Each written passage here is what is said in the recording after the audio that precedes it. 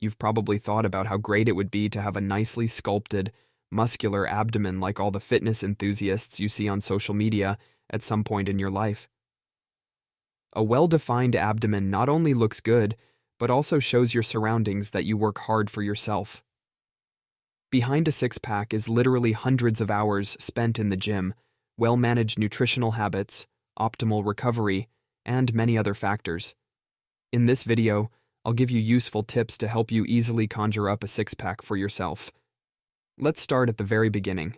It's fundamentally a genetic trait how visibly muscular someone's abs are, just like it's mainly a genetic trait where body fat accumulates on someone. This latter can be influenced by exercise and diet. In men, the abdominal muscle structure, or the cubes, becomes visible below about 12% body fat, while in women, it's around 14% body fat. But what does this mean? It means I have good news and bad news. The good news is that everyone has muscular abs. The bad news is that there's a layer of subcutaneous fat nicely covering them. This might give you the impression that instead of a six-pack, there's just a big cube there. But don't worry, the muscles are definitely there.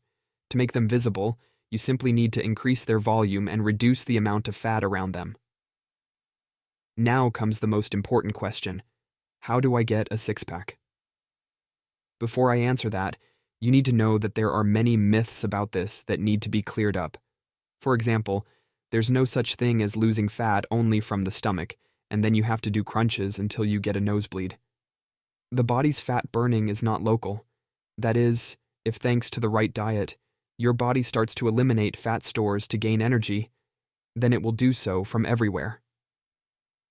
Crunches and abdominal exercises are important, of course, but not for this reason, but to develop the muscle. Another important thing to mention is that there are no turbo methods or magic pills that burn the fat from your stomach. I know if you type into Google how to get a six-pack, you'll immediately find hundreds of different ads for magical potions and medicines that the manufacturer claims will give you a six-pack in 3 weeks, but don't believe these. If it were so, almost everyone would have a six-pack. Just exercising or just dieting won't give you a six-pack. The two together give the desired effect, and a lot depends on the diet. If you only diet, it can eliminate fat stores, but you won't be tight or muscular. If you only exercise but continue to eat pizza, then you'll have nicely developed abdominal muscles, just covered by a good layer of fat. But let's get to the golden rules of achieving a six-pack. Let's start with the most important thing: the diet. Our diet fundamentally determines our appearance. To increase and maintain muscle, you need to increase protein intake, as it is the building material of the muscle. However, the abdominal muscle cubes are visible only if they are not covered by fat. To achieve this, you need to reduce carbohydrate intake, that is, follow a diet high in protein and low in carbohydrates. As always mentioned with diets, it's important to eat small portions spread out over many meals, which helps metabolism. Let's move on to the second important part: the exercise.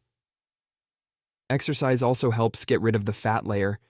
It's advisable to complement weight training with cardio workouts. Abdominal muscle training is, of course, not to be neglected, even if the six-pack doesn't fundamentally depend on it. If you train, the muscle thickens just like on any other part of your body, so if you strip off the fat, it will be more visible. For a while, many endurance athletes were misled by the common myth that cardio burns the hard-earned muscle mass. As always, the problem should be examined in the proper context. If you run a half marathon 3 times a week, your recovery will not happen at an optimal pace. However, your body will likely reduce muscle mass to adapt and lose weight to make it easier. But if you just go for a jog for an hour occasionally, you definitely don't have to worry about this. The same applies to an occasional bike ride or a weekend mountain hike. It's a fact that these activities are not only useful for maintaining cardiovascular health, but are also great for supporting weight loss. It's well known that they burn quite a few calories, which gradually reduces body fat percentage, slowly making the abs visible.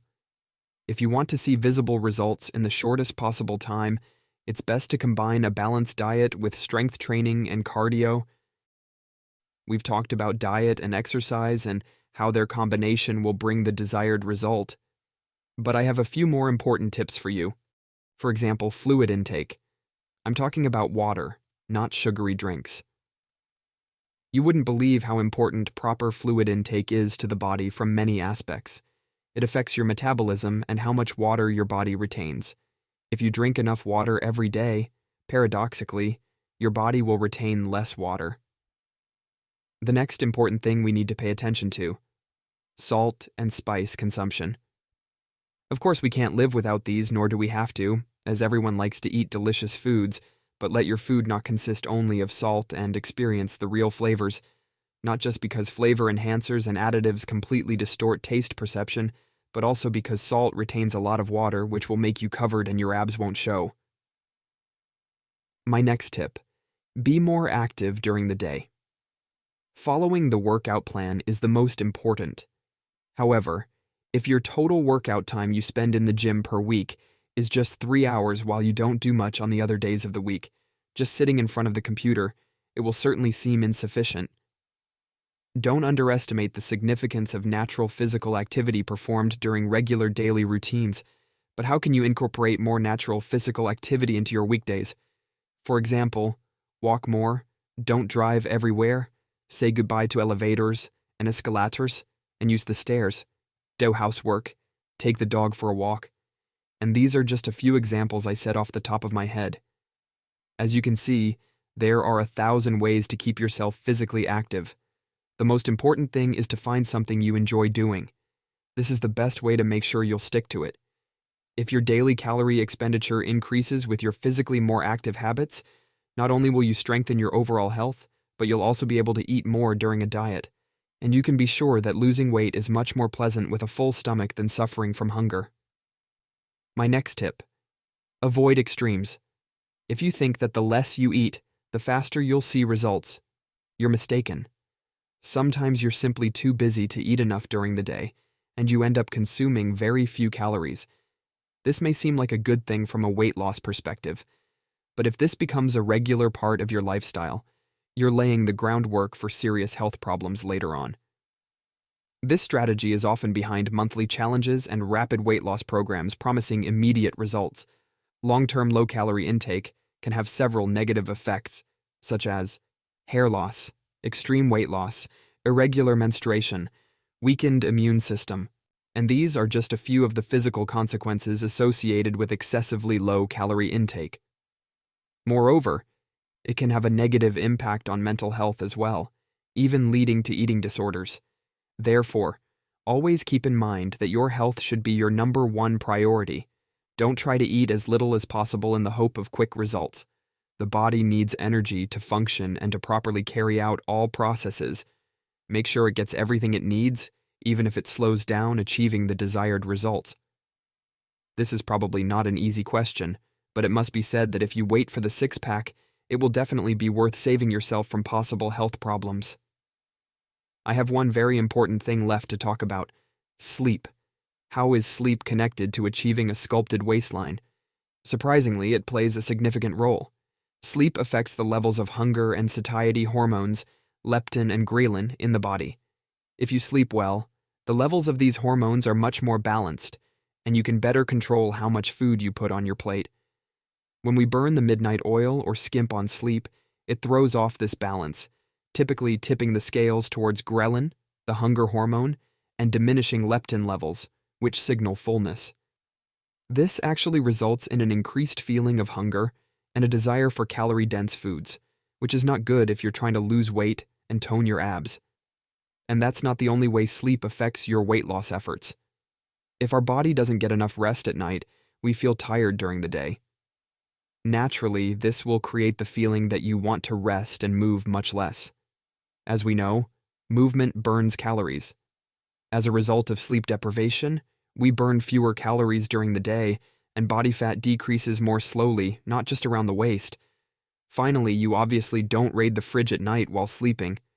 Simply put, sleep is a great helper on the road to a sculpted six-pack, so you should allocate enough time for it, ideally 7-8 hours a day. Not only will you have more energy for workouts, but everything will go better, and your overall well-being will improve.